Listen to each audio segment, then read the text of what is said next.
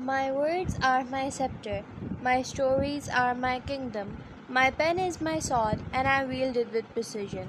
Warning: novel کے تمام جملہ حقوق مصنفہ کے پاس محفوظ ہیں۔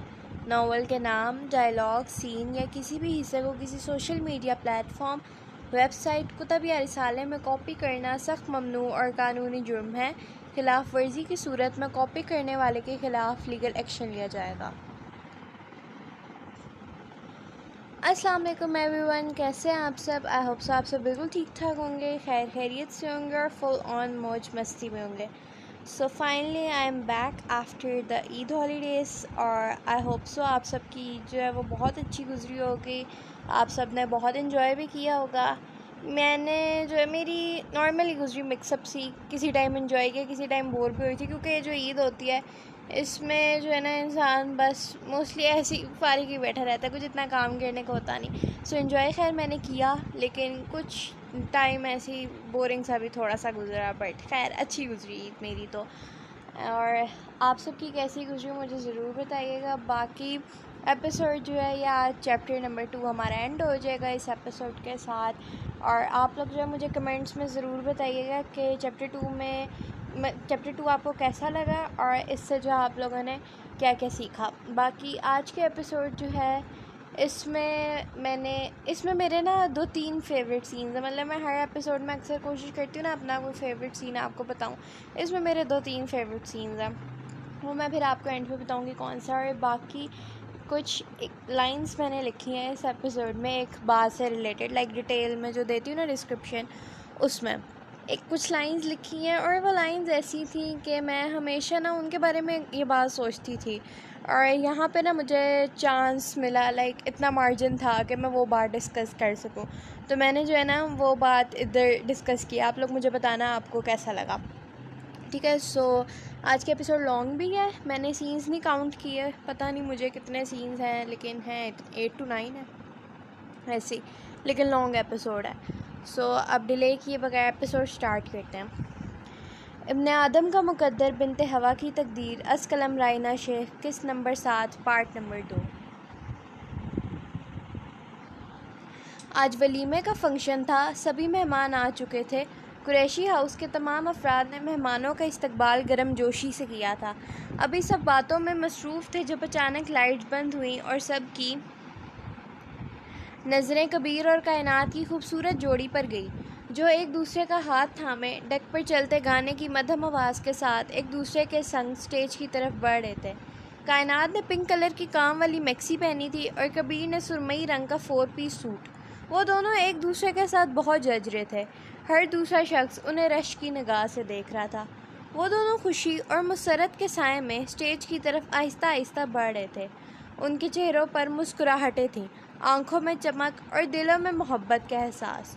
مہمانوں نے تالیاں بجائیں، پھولوں کی بارش کی اور مبارکباد دی۔ وہ ایک ساتھ چلتے ہوئے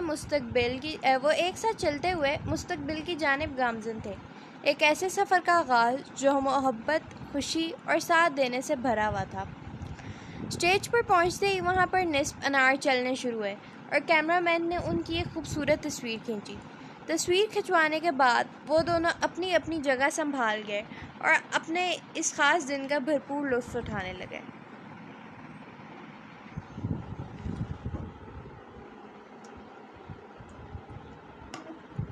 میں پاکستان واپس جا رہا ہوں، زلفی نے بلیک کیٹ کو دیکھتے ہوئے کہا۔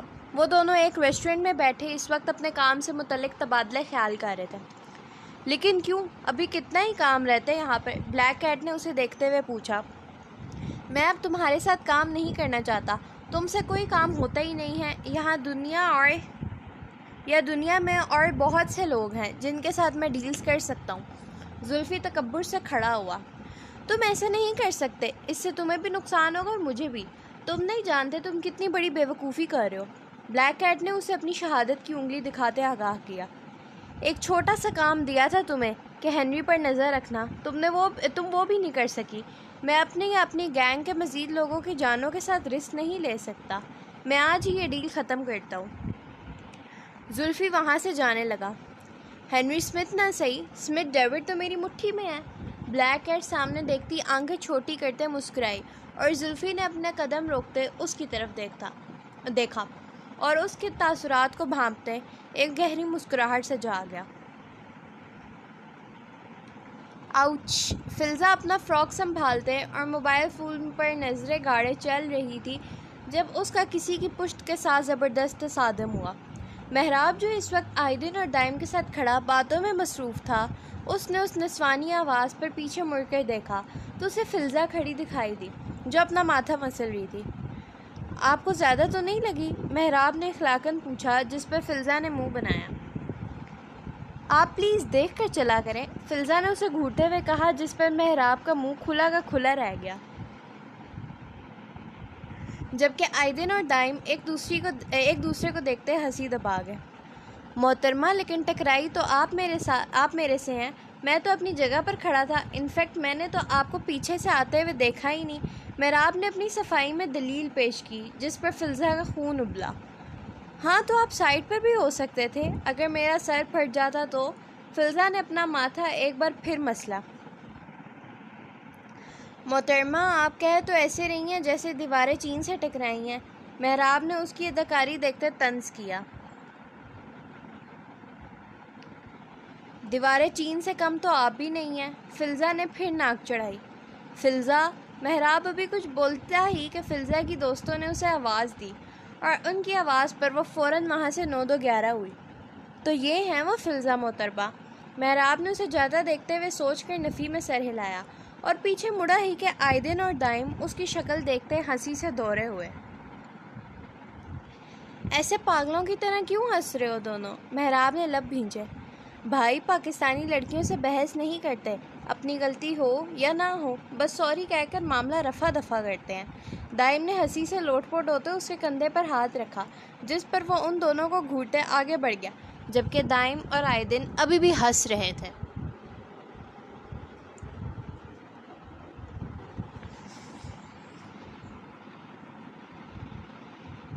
کیا کر رہے ہو؟ اسمتھ ڈیوڈ نے ہنری کو کال کرتے پوچھا۔ آفس میں ہوں ڈیڈی، آپ کہاں پر ہیں؟ ہنری نے جواب دیتے اپنا لیپ ٹاپ بند کیا اور خود کرسی سے ٹیک لگاتا جھولنے لگا۔ میں گھر پر ہوں، بس نکلنے ہی والا ہوں۔ خیر، میں نے تم سے ایک ضروری بات کرنے کے لیے کال کی ہے، اسمتھ ڈیوڈ نے گلا کھنکھاڑتے کہا۔ جی بولیں ڈیڈی۔ ہنری ان کی بات سنتا سیدھا ہو کر بیٹھا اور پوری طرح سے فون کی جانب متوجہ ہوا۔ میں جلد ہی ایملی سے شادی کرنے والا ہوں، اسمتھ ڈیوڈ نے سنجیدگی سے کہا، جس پر ہنری کی پلکیں ساکت ہوئیں اور آنکھوں میں سرخی اتری۔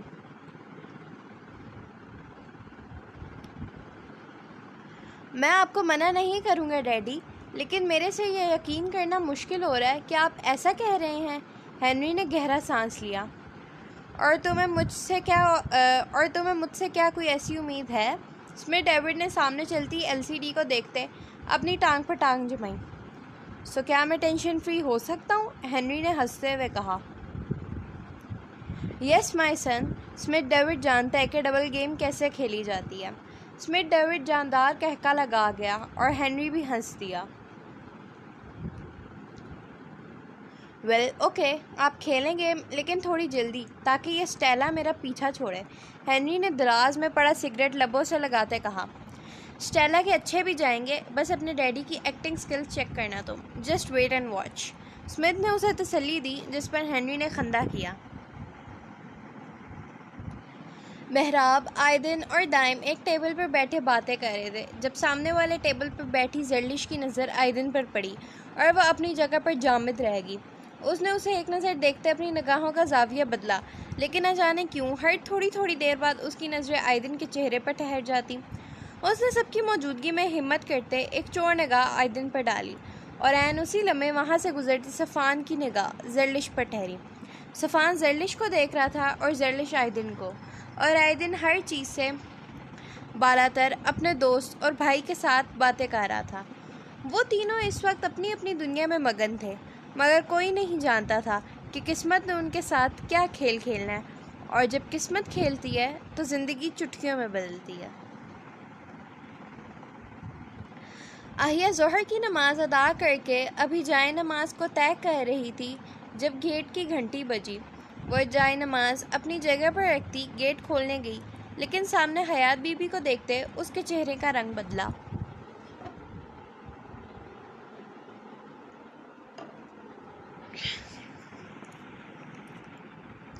اس کے چہرے پر وقفے وقفے سے کئی رنگ آ جا رہے تھے۔ وہ جتنا ان سے اور ان کے بیٹے سے دور رہ رہی تھی اتنا ہی ان کے سامنے آ رہی تھی۔ اس نے تو قاسم والا واقعہ گھر میں کسی کو نہیں سنایا تھا، تو کیا حیات بی بی یہ بات کرنے کے لیے آئی تھی؟ وہ ابھی ان باتوں کے بارے میں سوچ رہی تھی جب حیات بی بی کی آواز اسے ہوش میں لے کر آئی۔ ارے لڑکی کہاں کھو گئی؟ حیات بی بی نے اس کے سامنے تالی بجاتے اسے ہوش میں لانے کی کوشش کی۔ السلام علیکم، آئیے۔ آہیہ نے سر پر اوڑھا حجاب ٹھیک کرتے انہیں اندر آنے کی جگہ دی۔ وعلیکم السلام، بھائی صاحب کہاں ہیں؟ حیات بی بی اندر داخل ہوتے ہوئے بولی، اور آہیہ ان کی بات پر وہیں رک گئی۔ آپ نے بابا سے کیا بات کرنی ہے؟ آہیہ نے وہیں سے کھڑے کھڑے پوچھا، جبکہ لاؤنج میں کھڑی حیات بی بی نے اسے مڑ کر دیکھا۔ میں نے کرنی ہے نا کوئی بات تو مجھے ان کے پاس لے کر چلو، حیات بی بی ذرا اونچی آواز میں بولی جو کیسر صاحب تک پہنچی۔ آہیہ کون آیا ہے؟ کیسر صاحب نے اندر سے آواز لگائی، جس پر آہیہ فوراً ان کے کمرے میں گئی اور دروازے کی چوکھٹ پر کھڑی ہوئی۔ بابا وہ حیات آنٹی آئی ہیں، کہہ رہی ہیں آپ سے کوئی بات کرنی ہے، آہیہ نے انہیں بتایا، جس پر انہوں نے اسے آبرو اٹھاتے دیکھا۔ انہوں نے کیا بات کرنی ہے مجھ سے؟ کیسر صاحب نے پوچھا تو آہیہ کندھے اچکا گئی۔ اچھا بھیج دو انہیں، کیسر صاحب نے کچھ سوچتے کا اور خود اپنا کمبل درست کر گئے۔ السلام علیکم بھائی صاحب۔ حیات بی بی نے اندر آتے کیسر صاحب کو سلام کیا، جس پر انہوں نے سنجیدگی سے سلام کا جواب دیتے انہیں سامنے پڑی کرسی پر بیٹھنے کو کہا۔ حیات بی بی ان سے ان کا حال احوال دریافت کر رہی تھی، جبکہ آہیہ دروازے کے ساتھ کھڑی ان کی ضروری بات سننے کی منتظر تھی۔ آہیہ باہر کھڑی تھی جب سویرا انگڑائی لیتے اپنے کمرے سے نکلی اور آہیہ کو وہاں دیکھتے حیران ہوتے اس کے پاس گئی۔ تم کیا کر رہی ہو یہاں؟ سویرا اس کے پاس کھڑی ہوتی ہلکی آواز میں بولی، لیکن آہیہ نے بس سر نفی میں ہلانے پر اکتفا کیا اور سویرا اسے دیکھتی کمرے میں چلی گئی اور جا کر حیات بی بی سے ملی۔ آپ بتائیے، آپ نے کیا بات کرنی تھی؟ کیسر صاحب نے حیات بی بی سے کہا، اور یہ بات سنتے سویرا کے بھی کان یک دم کھڑے ہوئے۔ بھائی صاحب میں آپ سے گزارش کرنے آئی تھی، میں اپنے بیٹے قاسم کے لیے آہیہ کا ہاتھ مانگنا چاہتی ہوں۔ مجھے آپ کی بیٹی بہت پسند ہے اور میں آپ کو گارنٹی دیتی ہوں کہ آہیہ کو بالکل بیٹیوں کی طرح رکھوں گی، اسے ہر آسائش دوں گی، آپ بس میری التجا سمجھ کر قبول کر لیں۔ حیات بی بی نے مسکراتے ہوئے پوری بات کی، جس پر سویرا کے ہونٹوں پر شیطانی مسکراہٹ رینگی، اور وہیں آہیہ کے ہاتھ پسینے سے شرابور ہوئے۔ وہ اپنے بابا کے جواب کی منتظر تھی۔ اتنا تو وہ جانتی تھی کہ اس کے بابا کبھی بھی ایسا فیصلہ اس کی مرضی کے بغیر اتنی جلدی میں نہیں لیں گے، لیکن پھر بھی اس کے دل کے دھڑکنے کی رفتار تیز ہوئی تھی۔ نہ جانے کیسر صاحب کیا جواب دیں گے۔ دیکھیں بہن جی، میں معذرت خواہ ہوں آپ سے، میں ابھی آہیہ کی شادی نہیں کرنا چاہتا، کیسر صاحب نے مختصراً جواب دیا، جس پر سویرا اور حیات بی بی کا منہ بنا اور آہیہ کھل کر مسکرائی۔ اس کے دل سے تمام اندیشے دور ہو گئے تھے۔ لیکن آپ ایک دفعہ سوچیں تو صحیح، میرا قاسم بہت اچھا ہے، وہ بہت خوش رکھے گا اسے۔ حیات بی بی نے انہیں ایک بار پھر آمادہ کرنا چاہا۔ بہن جی، پہلی بات میں ابھی اس کی شادی کے لیے رضامند نہیں ہوں، اور دوسری بات میں قاسم کو نہیں جانتا، میں ایسے ہی کسی کے حوالے نہیں کر سکتا اپنی بیٹی کو، اور مجھے تو خود صغیر نے بتایا تھا کہ قاسم کو پولیس پکڑ کر لے گئی تھی، اور وجہ آپ بھی اچھے سے جانتی ہیں۔ کیسر صاحب نے صاف گوئی کا مظاہرہ کیا، جس پر آہیہ نے گہرا سانس لیا اور حیات بی بی نے رخ پھیرا۔ آپ لوگوں کی باتوں میں مت آئیے، لوگ تو کسی پر بھی جھوٹا الزام لگا دیتے ہیں، میرا قاسم ایسا نہیں ہے، اور یہ لاؤبالی والی عمر ہوتی ہے، لڑکے ایسی حرکتیں کرتے ہیں، شادی کے بعد پھر خود ہی سدھر بھی جاتے ہیں، بیویاں سدھار دیتی ہیں۔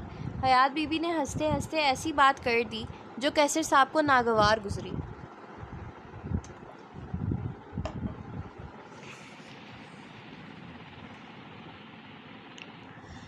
معافی چاہتا ہوں، لیکن آپ کے بیٹے کی تربیت کی ذمہ داری آپ کی تھی، میری بیٹی یا کسی اور کی بیٹی کی نہیں۔ کیسر صاحب کی بات سنتے حیات بی بی کو مرچیں لگیں اور آئیہ پھر مسکرائی۔ ہمارے معاشرے میں لڑکوں کو بگاڑنے والے الفاظ ہی یہی ہیں کہ لڑکے تو ایسے ہی ہوتے ہیں۔ نہیں، ابن آدم ایسے نہیں ہوتے، انہیں ایسا فضول کی شے دیکھ کر بنایا جاتا ہے۔ جب لڑکیوں کو کہا جاتا ہے کہ ازواج مطہرات اور نبی صلی اللہ علیہ وآلہ وسلم کی بیٹیوں جیسی بنو، تو لڑکوں کو کیوں نہیں کہا جاتا کہ نبی اکرم صلی اللہ علیہ وآلہ وسلم اور صحابہ کرام رضوان اللہ تعالیٰ عنہم کی پیروی کرو اور ان کے طریقوں پر چلو۔ اسلام میں تو مرد کو عورت کی عزت کرنے کا حکم دیا، اسے اس کا محافظ بنایا۔ جس دن مرد عورت پر ہاتھ اٹھاتا ہے یا اسے رسوا کرتا ہے، اس دن مرد اپنی مردانگی کے درجے سے گر جاتا ہے۔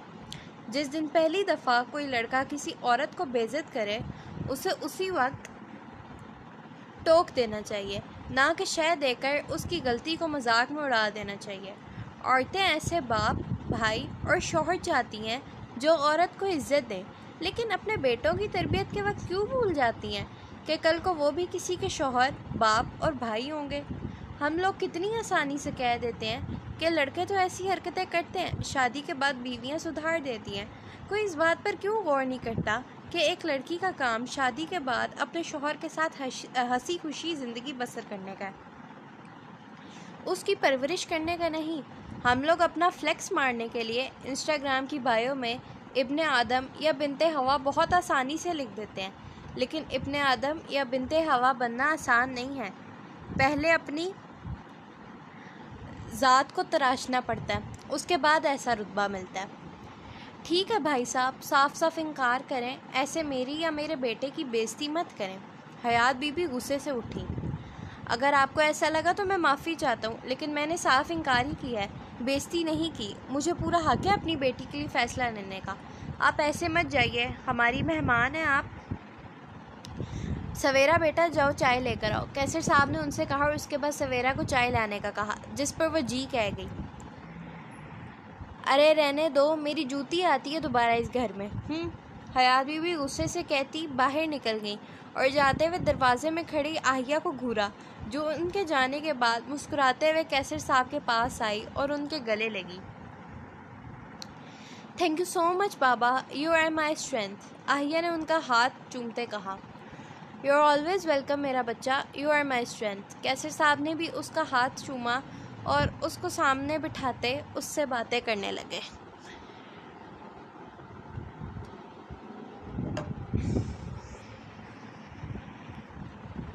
بھائی مجھے تھوڑی اونچی بال کرائیں۔ زکریا اور ہادیہ اس وقت اپنے لان میں کرکٹ کھیل رہے تھے۔ ہادیہ بیٹنگ کر رہی تھی اور زکریا بالنگ کرا رہا تھا۔ نہیں ہادیہ، ابھی آپ چھوٹی ہو، میں نیچے بال کراتا ہوں، آپ زیادہ اچھے سے کھیل سکو گی، زکریا نے اسے سمجھایا۔ بھائی پلیز نا، میں نے چھکا مارنا ہے جیسے بابا مارتے ہیں، ہادیہ نے معصوم سی صورت بناتے کہا۔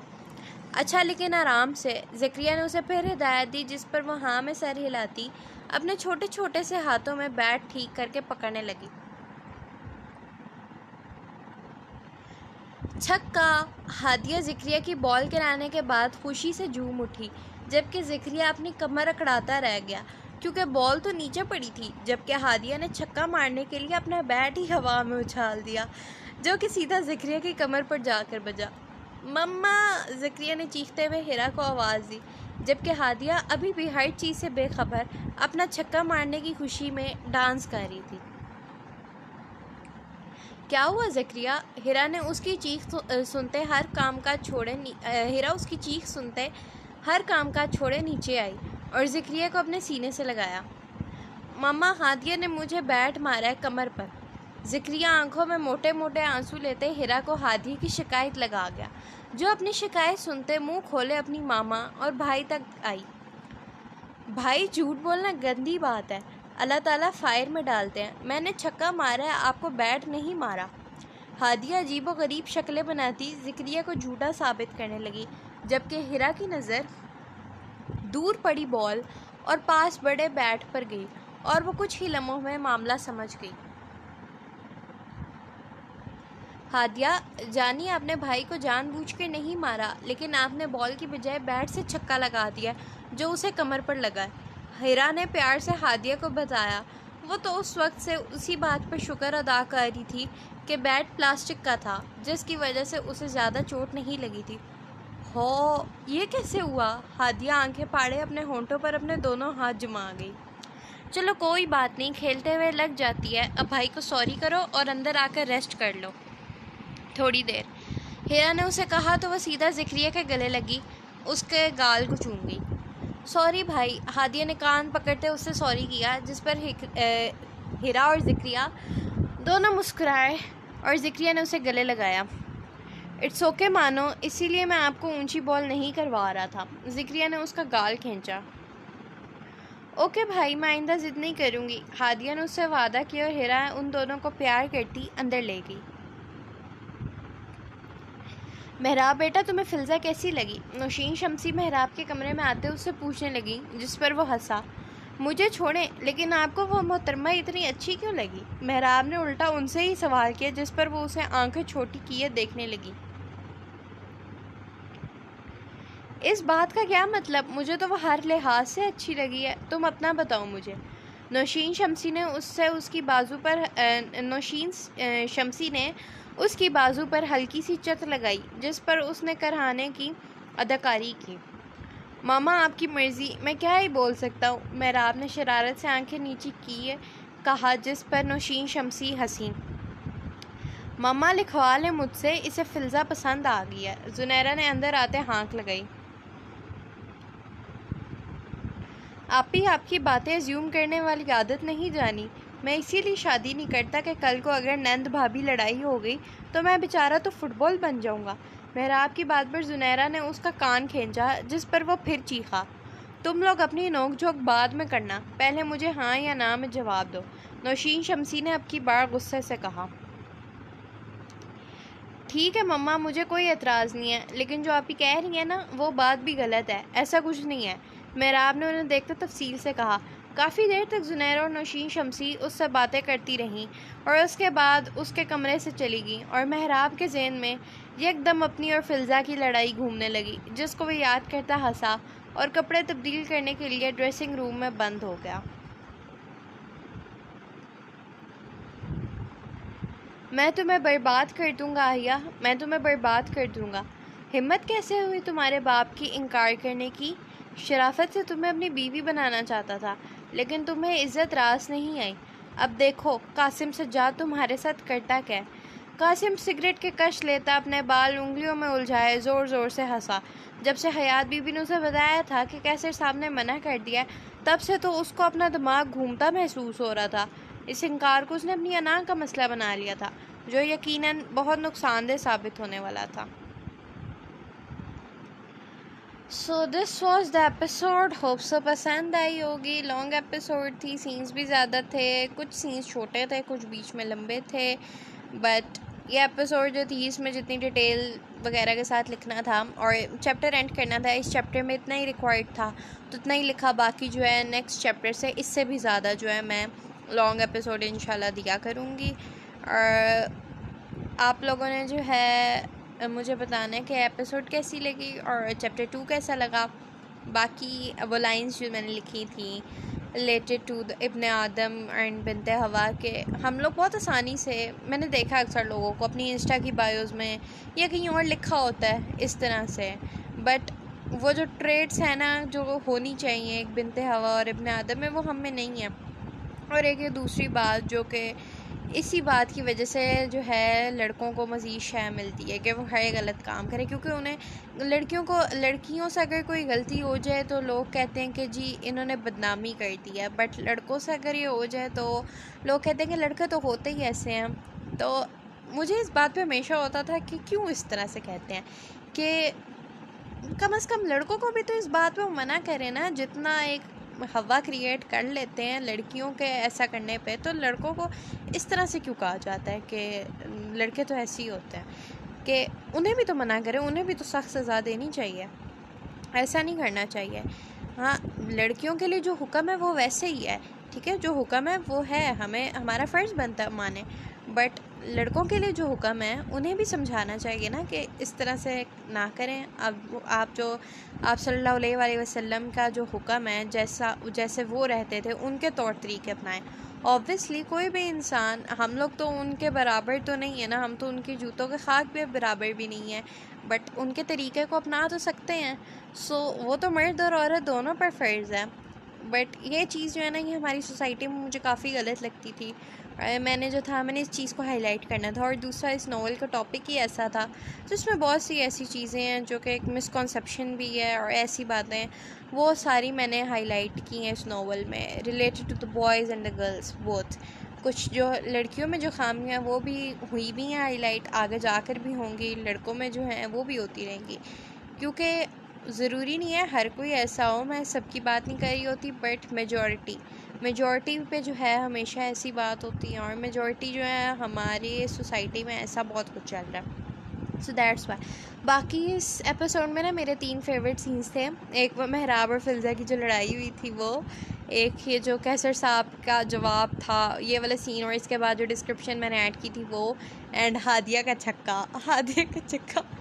अच्छा, ये मैंने कैसे लिखा था, एक बार ना मैं और मेरी फ्रेंड हम लोग बैडमिंटन खेल रहे थे, और मेरे से ना गलती से वो छूट गया, रैकेट छूट गया पर उसको लगा नहीं था, वो नीचे गिर गया, बट मेरे से छूट गया था रैकेट।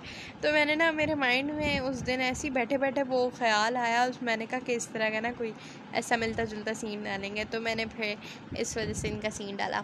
बाकी आप लोग मुझे कमेंट्स में ज़रूर बताइएगा कि कैसा लगा, रिव्यूज़ ज़रूर शेयर कीजिए, और जो न्यू रीडर्स आए हैं वो भी रिव्यू दें, जो पुराने हैं वही दे रहे होते हैं, न्यू भी तो दें ना।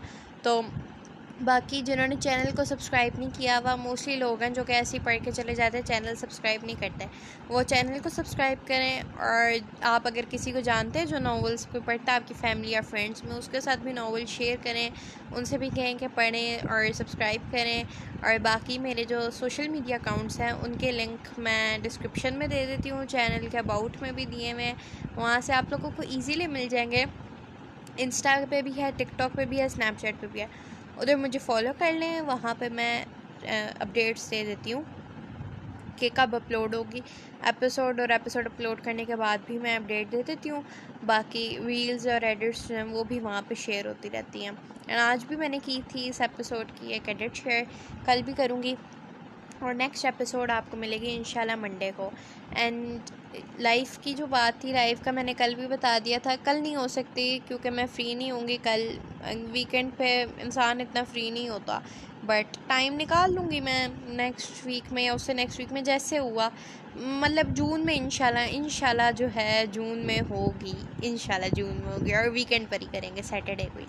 सो वो फिर मैं देखूँगी नेक्स्ट वीक या उससे नेक्स्ट वीक, या जब भी होता है मैं बता दूँगी फिर आप लोगों को, ठीक है। बाकी कल नहीं होगी लाइव, नेक्स्ट वीक्स में ही होंगी, अपकमिंग वीक्स में, और टाइम जो है वो यही 10 to 11 या 11:30 तक मैक्सिमम जाएगा रात का, ठीक है।